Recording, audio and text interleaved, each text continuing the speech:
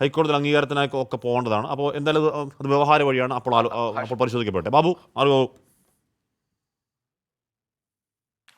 ഹഷ്മി, നേരത്തെ ഹൈക്കോടതിയിൽ നിന്ന് ജാമ്യം അനുവദിച്ചതല്ല, സെഷൻസ് കോടതി ജാമ്യം അനുവദിച്ചതാണ് എന്ന് പറയുണ്ടായി. ഞാനിവിടെ ലൈവ് ഇൻ ലോ എന്ന് പറഞ്ഞിട്ടുള്ള സൈറ്റ് ഉണ്ടല്ലോ ഹൈക്കോടതിയിലെ കേസുകളെ സംബന്ധിച്ച് പറയുന്ന Kerala high court grants bail to 3 accused in SDPI leader Shan's murder. പല പ്രാവശ്യമായിട്ടാണ് അവർക്ക് ജാമ്യം കൊടുത്തിരിക്കുന്നത്. അതിനകത്ത് 3 പേർക്ക് ഹൈക്കോടതി ജാമ്യം കൊടുത്ത വാർത്തയാണത്. The Kerala high court on Thursday granted bail to 3 of the accused in the shocking political murder of social democratic party of India state secretary KS Shan, who was hacked to death in December 2021. Justice ഗോപിനാഥാണ് ജാമ്യം കൊടുത്തിട്ടുള്ളത്. അപ്പൊ ഞാൻ പറഞ്ഞത് മൊത്തം എത്ര പ്രതികളാണ് ഇനി സെഷൻസ് കോടതി മൊത്തം എത്ര പ്രതികളാണ് ആ കേസിൽ? എത്ര പേരുണ്ട്? 13 പേരാണ്. എത്ര പേരുണ്ട്? 13 പേരാണ്. 13 പ്രതികളാണ്. 13 പ്രതികളാണ്.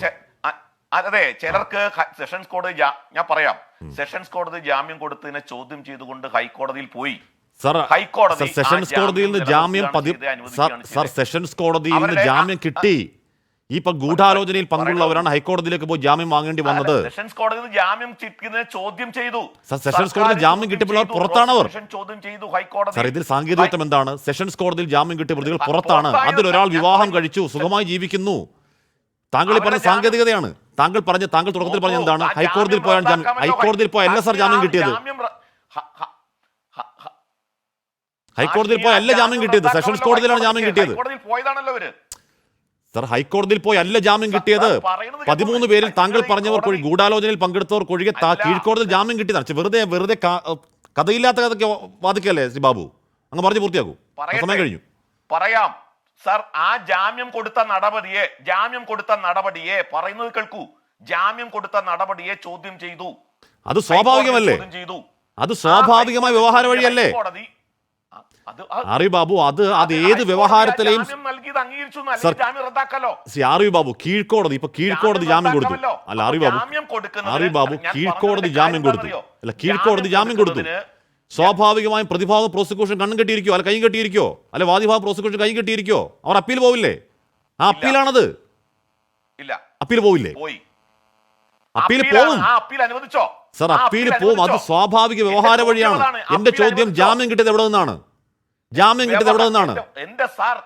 എന്റെ സാർ, ഞാൻ പറയുന്നത് നമ്മൾ കഥയില്ലാത്ത പോയിന്റ് കിടന്ന് പിടിക്കുകയാണ്. ഞാൻ ചോദിക്കുന്നത്, ഹൈക്കോടതി എത്രയോ പേരുടെ ജാമ്യം നമ്മൾ കഥയില്ലാത്തൊരു പോയിന്റ് കിടന്ന് പിടിക്കുകയാണ്. കീഴ്ക്കോടതി കൊടുത്തത് ഹൈക്കോടതി റദ്ദാക്കിയിട്ടുണ്ട് സാർ. സാർ, നമ്മൾ കഥയില്ലാത്ത ആംഗിൾ പിടിക്കുകയാണ്.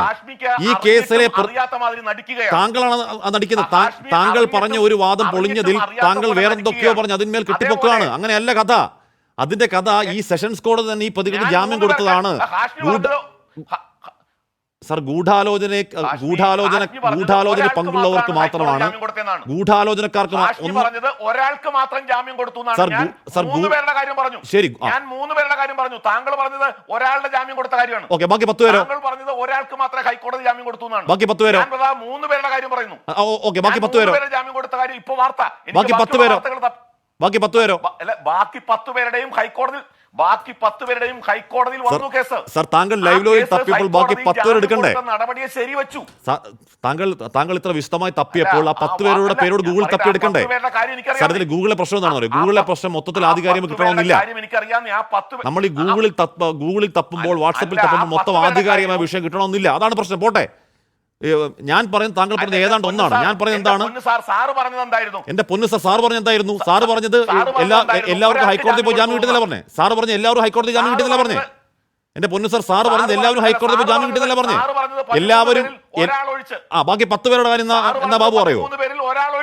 ശരി, എന്നാ ബാക്കി 10 പേരോ? ബാക്കി 10 പേരോ? ഓക്കെ, ബാക്കി 10 പേരോ സാറേ? ബാക്കി 10 പേരോ? ബാക്കി 10 പേരോ? അല്ല, ബാക്കിയും ഒരാളൊഴിച്ച് 3 പേര്. ഒരാളൊഴിച്ച് താങ്കൾ ഒരാളൊഴിച്ചെന്ന് പറഞ്ഞല്ലോ. അപ്പോഴോ താങ്കൾക്ക് ഒരാളൊഴിച്ചെന്നുള്ള വാർത്ത എവിടെ കിട്ടി? ശരി, അത് വിട്ടേക്കോ സാർ. അപ്പൊ ഗൂഗിളും വാട്സപ്പും താങ്കളും തപ്പരുത്. അങ്ങനെയാണെങ്കിൽ ഗൂഗിളും വാട്സപ്പും താങ്കളും തപ്പരുത്. താങ്കൾ പറഞ്ഞത് എന്താണ്? ഹൈക്കോടതിയിൽ പോയി ജാമ്യം കിട്ടിയെന്നാണ്. ഒരു കേസിലെ പ്രധാനപ്പെട്ട 10 പ്രതികൾക്കും കീഴ്ക്കോടതി ജാമ്യം കിട്ടിയിട്ട് താങ്കൾ ഇപ്പോഴും വാദിക്കണം ഹൈക്കോടതിയിലാണെന്ന്. അറിവ് പോട്ടെ, നമ്മുടെ വിഷയം അതല്ല. ഞാൻ അതിന്റെ വിശദമായ ഡീറ്റെയിൽസ് അങ്ങ് അയച്ചു തരാം. അങ്ങ് വായിച്ച് മനസ്സിലാക്കും. ഹൈക്കോടതി വിടൂ സാർ. വിടൂ സർ വിടൂ സർ വിടൂ സർ വിടൂ സർ വിടൂ സർ വിടൂ സർ അങ്ങനെയല്ല അങ്ങനെയല്ല അങ്ങനെയൊന്നും അല്ല അങ്ങനെയൊന്നും അല്ല അങ്ങനെയൊന്നും അല്ല ആർ വി ബാബു അങ്ങനെയൊന്നും അല്ല ജാമ്യം കൊടുത്ത കീഴ്ക്കോടതിയാണ് അതേ ഞാൻ പറഞ്ഞുള്ളൂ ഈ കേസിലെ പ്രധാനപ്പെട്ട പ്രതികൾക്കൊക്കെ ജാമ്യം കൊടുത്ത കീഴ്ക്കോടതിയാണെന്നേ ഞാൻ പറഞ്ഞുള്ളൂ ഓക്കെ നമ്മുടെ സമയം കഴിയണം വെറുതെ അനാവശ്യമായ വാദമാണ് ഇതിലൊരു കഥയില്ലാത്ത വാദമാണ് താങ്കൾക്ക് വെറുതെ തർക്കിക്കേണ്ട ഇത് താങ്കൾ ജയിച്ചു എന്നാണ് ഇത് താങ്കൾക്ക് ജയിച്ചു എന്ന് സമ്മതിക്കണമെങ്കിൽ താങ്കൾ ജയിച്ചു ഓക്കെയാണോ ആർ വി ബാബു താങ്കൾ ജയിച്ചു എന്ന് ശരി താങ്കൾ ജയിച്ചു എന്ന് സമ്മതിക്കണോ ശരി താങ്കൾ ജയിച്ചു എന്ന് സമ്മതിക്കണോ ശരി താങ്കൾ ജയിച്ചു എന്ന് സമ്മതിക്കാൻ ഞാൻ സമ്മതിക്കാം പക്ഷെ പ്രശ്നം എന്താണ് താങ്കൾ ജയിച്ചു എന്ന് സമ്മതിക്കണോ അതാണ് വേണ്ടത് താങ്കൾ ജയിച്ചു എന്ന് സമ്മതിക്കണോ ആർ വി ബാബു സർ കീഴ്ക്കോടതിയിലാണ് ഈ കേസിലെ പ്രധാന പ്രതികൾക്കൊക്കെ ജാമ്യം കിട്ടിയത് ഗൂഢാലോചനയിൽ പങ്കുള്ളവർക്ക് മാത്രമാണ് ഹൈക്കോടതിയിലേക്ക് പോകേണ്ടി വന്നത് അതാണ് ഇതിലെ വസ്തുത പോട്ടെ അത് നിങ്ങൾക്ക് മനസ്സിലാവുന്നുണ്ട് അങ്ങേക്ക് അങ്ങയുടെ ഭാഗം ജയിച്ചു എന്ന് സ്ഥാപിക്കണമായിരിക്കും ഓക്കെ വിട്ടേക്കു നമ്മുടെ സമയം കഴിയും നമ്മുടെ ഇല്ല സമയം കഴിയും ഓക്കെ ഓക്കെ ഓക്കെ കേൾക്കുന്നവർ മനസ്സിലാക്കട്ടെ ഓക്കെ ഓക്കെ അത് ശരി കേൾക്കുന്നവർക്ക് വിട്ടു അത് കേൾക്കുന്നവർക്ക് വിട്ടു ജാമ്യം കിട്ടിയത് സെഷൻസ് കോടതിയിൽ നിന്നാണ് ആർ വി ബാബു അതിന്റെ മുകളിലുള്ള അപ്പീലൊക്കെ സ്വാഭാവിക വ്യവഹാര വഴിയാണ്